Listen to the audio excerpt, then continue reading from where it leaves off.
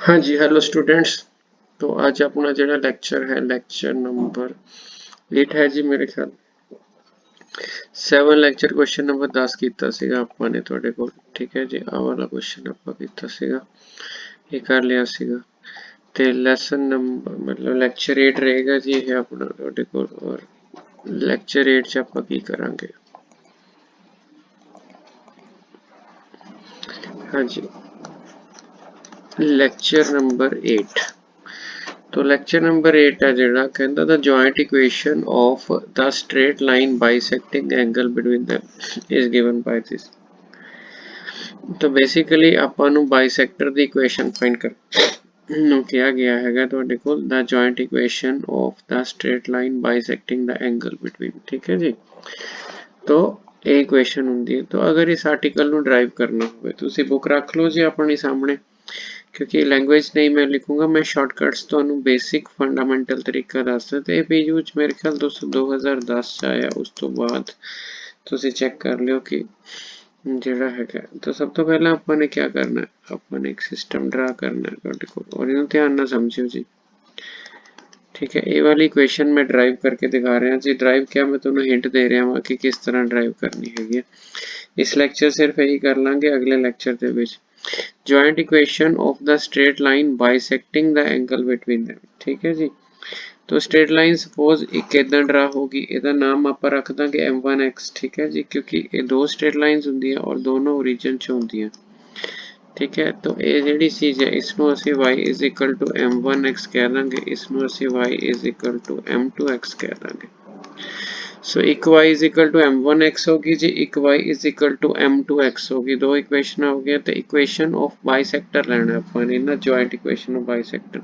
तो जो बाइसेक्टर है ना, इस एंगल का जोड़ा है तुहाडे कोल, इस एंगल का वो आप कलर चेंज कर लिए जी। बाइसेक्टर मैंने हुंदा हाफ, तो इस एंगल का आप जोड़ा है हाफ वो ले लेना। तो आ बाइसेक्टर है इस बाइसेक्टर की। तो जॉइंट इक्वेशन है तो मतलब एक दी बजाय दो बाइसेक्टर होंगे। ठीक है जी, दूसरा बाइसेक्टर जिहड़ा हुंदा हुंदा वो एक्सटीरियर एंगल दा हुंदा हुंदा। तो अगर आप एक्सटीरियर एंगल, दूसरा बाइसेक्टर एक्सटीरियर एंगल दा होगा तो ਇਹਦਾ एक्सटीरियर किवें बनूगा? ਆਪਾਂ इस ट्रायंगल ਨੂੰ कंप्लीट कर लिए, आ लाइन ਨੂੰ ਆਪਾਂ इस तरह कंप्लीट कर दिए, तो आ बचदा एक्सटीरियर एंगल, आ वाला एक्सटीरियर एंगल है।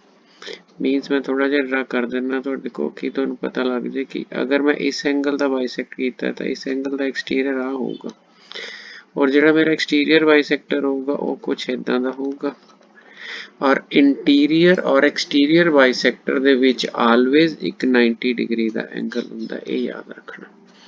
मीनस तुहाडे जिहड़े दो बाइसेक्टर आपां लए ने तुहाडे कोल, ठीक है, अगर मैं इस इक्वेशन नूं ओ कह ला, इसदा ना ए कह ला, इसदा ना बी कह ला कोई स्टैंडर्ड, इहदा ना सी कह ला, तो इहदा ना मैं डी कह दा। तो क्वेश्चन है कि जिहड़ा तुहाडा इंटरनल एंगल बनिया सीगा उहदा बाइसेक्टर तो OC है, जिहड़ा एक्सटीरियर एंगल लैके उहदा बाइसेक्टर कीता, मतलब एंड OC ते OD जिहड़े हैगे ने तुहाडे कोल, OC ते OD internal and external bisectors ने। OC इंटरनल है, इंटरनल एंड एक्सटर्नल बाइसेक्टर। ठीक है जी, तो पहली चीज तो अपन ये पता लग गई कि इंटरनल एक्सटर्नल बाइसेक्टर जिहड़े हैगे ने सानू पता होने चाहिए। ठीक है, दूसरी चीज स्लोप की डेफिनेशन है, पहली लाइन जिहड़ा m1 एंगल बनाएगी वो बनाएगी, दूसरी लाइन जिहड़ी x एक्सिस नाल m2 बनाएगी। ठीक है, इस स्लोप की डेफिनेशन है कि जो अपन ये दोनों चीजें पता लग गई, अपन ये भी पता है कि m1 प्लस m2 जिहड़ा हुंदा -2h डिवाइडेड बाय b हुंदा, और m1 m2 a by b हुंदा। कोई मुश्किल आर्टिकल नहीं है, एक बार आया तुसी समझ जाओगे, कोई एडा लंबा चौड़ा चक्कर है नहीं गा तुहाडे कोल। ठीक है, मेन चीज डेफिनेशन सी कि इंटरनल तुहानूं किद्दां दिख रहा, एक्सटर्नल तुहानूं किद्दां दिख रहा। अगर ये चीज़ां तुहानूं समझ आ गई दैन तुसी ईजीली तुसी बड़े आराम नाल जिहड़ा हैगा ये आपां कर सकते हैं। ठीक है जी, हुण अब तुसी एक थीटा ले लिया जी, ये m1 स्लोप है ना, m tan थीटा है, तो मैं थोड़ा रब करके इत्थे थीटा लिख देना, इनू रब कर देने आपां, इनू भी रब कर देने। ठीक है, आपां हाँ जी, आपां इत्थे जो पहली स्लोप है इहते θ1 लिख लेने, क्योंकि टेंजेंट ऑफ θ1 θ2 हुंदा। एक नूं θ1 लिख लेने तुहाडे कोल, बड़े वाले नूं θ2 लिख लेने। एंड ਜਿਹੜਾ ਇਹਨਾਂ ਦੇ ਵਿੱਚ एंगल आएगा ਇਹ आ जाएगा θ1 माइनस θ2 ਇਹ वाली सारी चीजें। ਹੁਣ अगर बाइसेक्टर ਦੀ डेफिनेशन लगाइए, बाइसेक्टर ਦੀ डेफिनेशन लगाओगे तो ਤੁਹਾਡਾ ਕੋਲ ਜਿਹੜਾ AOC है is same, AOC is same as BOC sorry, AOC ਤੇ BOC ਤਾਂ ਸੇਮ ਆ ਜਾਣਗੇ। क्यों सेम आ जाएंगे ਤੁਹਾਨੂੰ दिख रहा है ਤੁਹਾਡੇ ਕੋਲ, क्योंकि आ ਜਿਹੜਾ ਤੁਹਾਡਾ नीले वाला ये एंगल बाइसेक्टर है, एक बाहरला एंगल बाहरले ਦੀ ਟੈਨਸ਼ਨ ਛੋੜੋ ਕਿਉਂਕਿ 90 ਦੇ ਰਿਲੇਸ਼ਨ ਨਾਲ ਐਡਜਸਟ ਹੋ ਜਾਣਾ।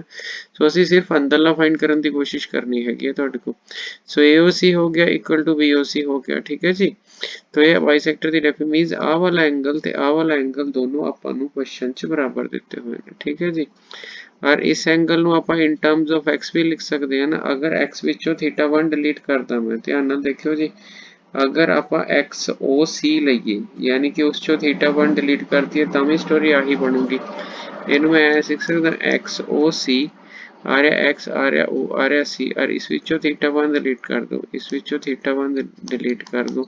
ਇਹ ਕੀ ਚੀਜ਼ ਬਣੀ, ਇਹ ਸੇਮ ਚੀਜ਼ ਬਣੀ ਜੀ ਤੁਹਾਡੇ ਕੋਲ AOC, क्योंकि AOC ਦੀ वैल्यू क्या है, AOC is XOC minus θ1, ठीक है। इसी तरह BOC ਦੀ वैल्यू BOC ਆ ਇਹਨੂੰ ਆਪਾਂ ਇਦਾਂ ਲਿਖ ਸਕਦੇ ਹਾਂ, ਇਹਨੂੰ ਵੀ in terms of x x ਆ ਰਿਹਾ O ਆ ਰਿਹਾ B यानी कि XOB is θ2, ठीक है। तो θ2 ਦੇ ਵਿੱਚੋਂ ਜੇ अगर ਆਪਾਂ ਤੁਹਾਡੇ ਕੋਲ XOC देखो θ2, ठीक है, θ2 ਦੇ ਵਿੱਚੋਂ ਆਪਾਂ क्या ਘਟਾਣਾ ਹੈਗਾ ਤੁਹਾਡੇ ਕੋਲ XOC ਘਟਾ ਦੋ। देखो आ सारी चीज होगी θ2 दैट इज θ2, θ2 चो XOC घटा दो तभी BOC बन जाएगा, इनू XOC घटा दो। It means 2 times XOC is equal to θ1 plus θ2 and XOC जो है ਤੁਹਾਡੇ ਕੋਲ XOC ਜਿਹੜਾ ਹੈ दैट इज 1/2 θ1 प्लस θ2। ये चीज आ गई जी, ठीक है। अब इंटरनल इधर से 90 डिग्री का फर्क होता है तो XOD आपने निकालना नहीं है। XOD की जो वैल्यू होएगी that is 1/2 θ1 plus θ2 and it is plus 90, because internal और एक्सटर्नल एंगल में 90 का डिफरेंस होता है। तो ये आपका XOD हो गया, XOD हो गया, जो XO आपने C निकाला था, ठीक है जी। जो आपने XOC निकाला XOC उसमें 90 डिग्री का गैप, ये आ गया आपका 90 XOC, इसमें हमने 90 ऐड कर लिया। तो आपने दो वैल्यूज निकाल लीजिए, XOC भी निकाल लिया आपने, XOD भी निकाल लिया आपने, ठीक है जी। तो अभी आप देखोगे कि अगर आप देखो theta is the angle between bisectors, अगर थीटा आप एंगल बाइसेक्टर ले लो, theta is the angle between bisectors then theta equated to. तो आप देखो कि आपने XOC निकाला है, आप इसको ध्यान से देखो XOC, ठीक है जी। आपकी थीटा इज द एंगल, तो XOC की वैल्यू क्या होगी, आप सिंपल ये देखो और आपका क्वेश्चन हो जाएगा। दो रिलेशन आपने निकाल लिए, one value is your XOC, XOC ये आपके XOC इट इज 1/2, ये XO जो D निकाली है आपने इट इज 1/2 θ1 प्लस θ2, तो ये दो वैल्यूज तो आपकी बन गई, ठीक है जी। और इन दोनों वैल्यूज को अगर आपने इक्वेट करना है, ठीक है, आप ऐसे लिखोगे θ1 प्लस θ2, अगर θ1 और θ2 ऐड कर लो आप, ठीक है, आप देखो कि आपके पास θ1 कितना है θ2 कितना है, क्योंकि दो स्लोप्स अगर आप ऐड कर लोगे तो आपके पास एक फार्मूला होता है ना m1 प्लस m2 वाला, तो आपने स्लोप्स ऐड करनी है, स्लोप्स की जगह पे आपने tan थीटा डाल देना है, तो आपका क्वेश्चन आराम से हो जाएगा। कैसे हो जाएगा इसको ध्यान से देखना। अगर ये आर्टिकल आपको समझ आ गया, सिर्फ समझाने में टाइम लग रहा है, ठीक है जी, समझाने च टाइम लग रहा है, अगर ਤੁਹਾਨੂੰ अदरवाइज आर्टिकल आ गया ਤਾਂ ਕੋਈ ਦਿੱਕਤ ਨਹੀਂ ਆਣੀ ਹੈਗੀ, ਤੁਸੀਂ ਆਰਾਮ ਦੇ ਨਾਲ ਬਣਾ ਲੈਣਾ ਹੈ। ਸਿਰਫ ਤੁਸੀਂ ਇਹ ਦੇਖ ਲਓ ਕਿ ਮੇਰਾ ਥੀਟਾ ਕਿੱਥੋਂ ਕਿੱਥੇ ਤੱਕ ਜਾ ਰਿਹਾ ਹੈ। ਜਦੋਂ ਆਪਾਂ ਨੂੰ ਇਹ ਪਤਾ ਲੱਗ ਗਿਆ ਥੀਟਾ ਕਿੱਥੋਂ ਕਿੱਥੇ ਤੱਕ ਜਾ ਰਿਹਾ, ਫਿਰ ਆਪਾਂ ਨੂੰ ਕੋਈ ਦਿੱਕਤ ਨਹੀਂ ਕਿ ਆਪਾਂ ਤੁਹਾਡੇ ਕੋਲ, ਠੀਕ ਹੈ। तो लिखो जी let theta be the angle, let theta be the angle which either of the bisector makes with x-axis, which either of bisector makes with x-axis। हाँ जी, आइदर ऑफ द बाइसेक्टर, ये बाइसेक्टर ओसी है जी ਤੁਹਾਡਾ। तो थीटा मैं green रंग ना लिख ला कि ਤੁਹਾਨੂੰ दिखण लग जे। तो थीटा आ ले लिया, दैट इज योर थीटा। अब थीटा इज एक्सओसी, तो थीटा आ गया, थीटा है XOC and theta is equal to 1/2 theta 1 plus theta 2।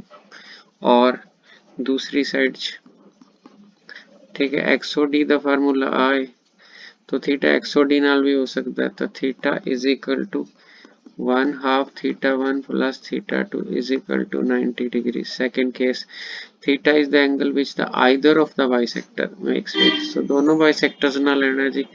तो ये वाली चीज होगी जी, दोनों बाइसेक्टर्स ना लेना, हुण आपां नूं कुछ नहीं करना पड़ना। 2 theta is equal to theta 1 plus theta 2, दोनों पासे टेंजेंट ले लो। Tangent 2 theta is equal to tangent theta 1 plus tangent theta 2, 1 minus tangent theta 1 into tangent theta 2।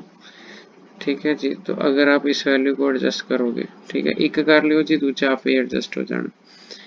ठीक है, सो दूसरा वैल्यू हूँ m1 प्लस m2 है ਤੁਹਾਡੇ ਕੋਲ, it is m1 plus m2 है ना, m1 plus m2, it is 1 minus m1 m2। तो आपने m1 प्लस m2 की वैल्यू फिल करनी है। m1 प्लस m2 की वैल्यू क्या है, माइनस 2h/b, नीचे 1 माइनस a ओवर b। ठीक है जी, is equal to tan 2 theta. ठीक हो गया जी। इनू सिंपलीफाई कर लोगे तो ਜਿਹੜਾ ਹੈਗਾ, तो जो सिंपलीफाई कर लोगे तो क्या आ जाएगा, tan 2 थीटा का फार्मूला लिख लो, 2 tan theta 1 minus tan square theta is equal to 2h/a minus b। ठीक हो गया जी। तो 2h/a माइनस b ਹੁਣ ਤੁਸੀਂ ਕੀ ਕਰਨਾ ਹੈਗਾ, ਤੁਹਾਡੇ ਕੋਲ y is equal to mx ਹੁੰਦਾ, m is tan थीटा, तो y by x is the value of tan theta, tan theta की वैल्यू इतने लिख लो। तो tan थीटा की वैल्यू इतने लिखोगे 2x/y, sorry y by x, 2y/x 1 minus tan square है, tan स्क्वायर हो गया तो y square by x square 2ha minus b। सो इन्हें सॉल्व करोगे ना, आ जाएगा।